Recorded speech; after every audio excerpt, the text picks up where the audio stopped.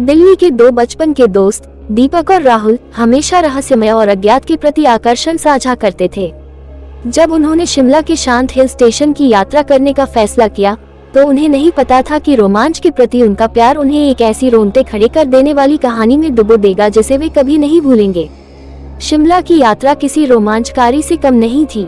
घुमावदार सड़कें उन्हें हरे भरे जंगलों से होकर ले जाती थीं, जहां सरसराती हवाएं अतीत के रहस्यों को ले जाती थीं।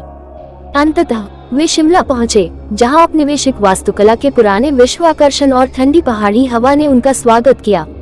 वे शहर के बाहरी इलाके में घने जंगलों से घिरी एक अनोखी झोपड़ी में गए। ये शहरी जीवन की हलचल से एक आदर्श विश्राम था। उनके मेजबान श्री वर्मा एक बुद्धिमान बुजुर्ग व्यक्ति थे जो शिमला के चप्पे चप्पे से परिचित थे। उन्होंने उन्हें जंगल में, विशेषकर शाम के बाद होने वाली रहस्यमय घटनाओं के बारे में चेतावनी दी, लेकिन युवकों ने इसे लोककथा कहकर खारिज कर दिया। एक शाम जिज्ञासा उन पर हावी हो गई। फ्लैशलाइट से लैस होकर वे ऊंचे देवदार के पेड़ों से छनकर आने वाली चांदनी की रोशनी से निर्देशित होकर जंगल में चले गए। जैसे ही वे जंगल में गहराई तक गए, उन्हें तापमान में गिरावट महसूस हुई। उनके चारों ओर अजीब सी आवाजें गूंजती थीं, उल्लू की हूँ, सरसराती हुई पत्तियां और दूर तक सुनाई देने वाली फुसफुसाहट। उनके साहसिक कार्य में एक भयानक मोड़ आ गया जब उनकी नजर एक प्राचीन जीर्ण शीर्ण हवेली पर पड़ी। इसकी खिड़कियां टूटी हुई थीं और दीवारें समय का भार सहन करती हुई प्रतीत हो रही थीं। राहुल अपने कैमरे को हाथ में लेकर परित्यक्त इमारत का पता लगाने के प्रलोभन का विरोध नहीं कर सके। जैसे ही वे अंदर दाखिल हुए, हवा ठंडी हो गई और परछाइयां अस्थिर पैटर्न में नाचने लगी। दीवारें पुराने चित्रों से सजी हुई थीं, उनकी आंखें उनकी हर गतिविधि पर नजर रख रही थीं।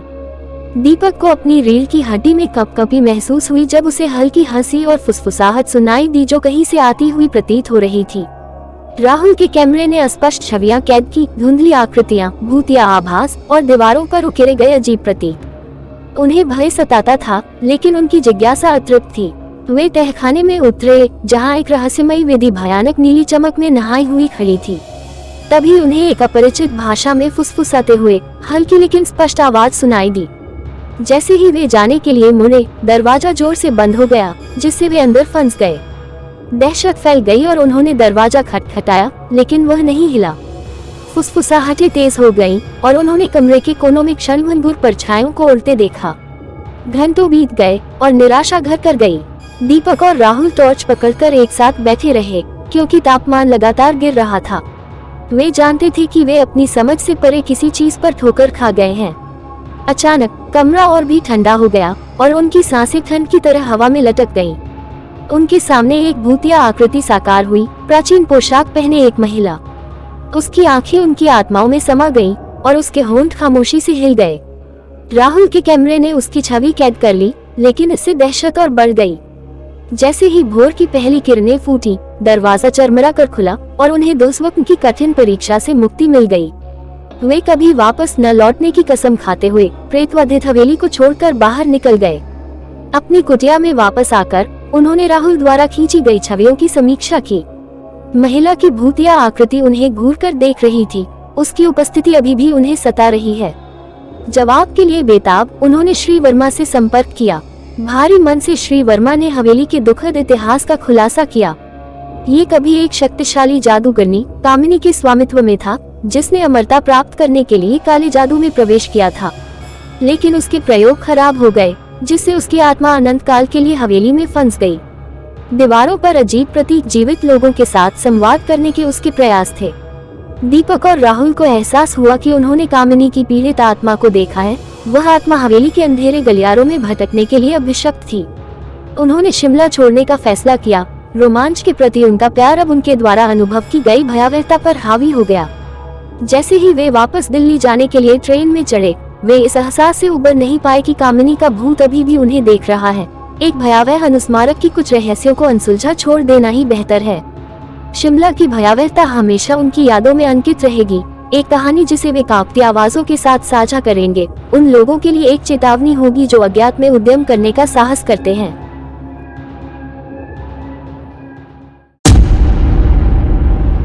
एक भारतीय जोड़े राज और प्रिया ने अपनी 5वीं शादी की सालगिरह को घने जंगल में एक साहसिक कार्य के साथ मनाने का फैसला किया। वे कैंपिंग साजो सामान लेकर आए और शहर के जीवन से शांतिपूर्ण मुक्ति की तलाश में जंगल की ओर चले गए।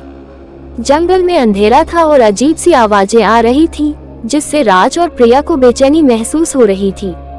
राज ने खुद को बहादुर दिखाने की कोशिश करते हुए प्रिया को आश्वासन दिया कि वे बस थोड़ा खो गए थे। हालांकि प्रिया स्थिति के बारे में भय की भावना को दूर नहीं कर सकी। उनका जीपीएस सिग्नल खो गया था और जंगल अशुभ लगने लगा था। जैसे जैसे वे जंगल में गहराई तक गए, भयानक चीजें घटित होने लगी। हवा में असामान्य फुसफुसाहट भर गई और उन्हें लगा कि उन्होंने छाया में चमकती आंखें देखी हैं। उनकी दृष्टि के कोनों में अजीब छायाएं घूमने लगी और प्रिया ने राज को और भी कसकर पकड़ लिया। थोड़ी देर के बाद उनकी नजर जंगल में छिपे एक पुराने जर्जर मंदिर पर पड़ी। इसकी दीवारों पर जटिल नक्काशी थी, जो भूली हुई देवताओं की कहानियां कहती थी।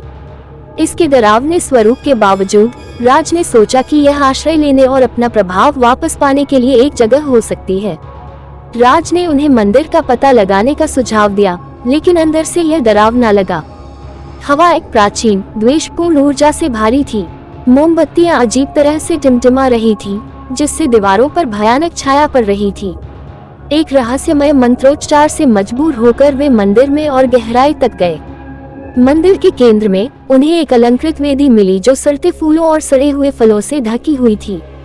उन्हें इसकी ओर आकर्षित महसूस हुआ, मानो कोई अदृश्य शक्ति उन्हें करीब खींच रही हो। मंदिर में ठंडी हवा चली और उनकी फ्लैशलाइटें बुझ गईं। जमीन हिल गई और दीवारें उनके चारों ओर बंद होने लगी।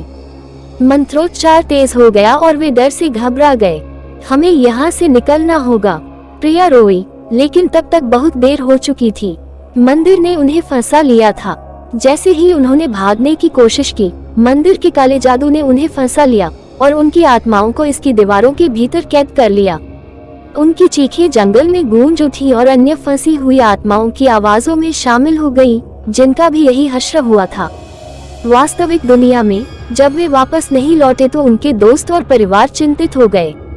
एक खोज दल ने जंगल की तलाशी ली, लेकिन उन्हें केवल उनका परित्यक्त शिविर स्थल और निराशा की भावना मिली। ऐसा लगा जैसे राज और प्रिया बिना किसी निशान के गायब हो गए हों। यह मंदिर प्रेतवादित जंगल के बीचों बीच अपने अंधेरे रहस्यों को छुपाए हुए छिपा रहा। जो लोग बहुत करीब चले गए वे अभी भी जोड़े की चीखों की हल्की गूंज सुन सकते थे, जो शापित स्थान में प्रवेश करने का साहस करने वाले किसी भी व्यक्ति के लिए चेतावनी के रूप में काम कर रही थी।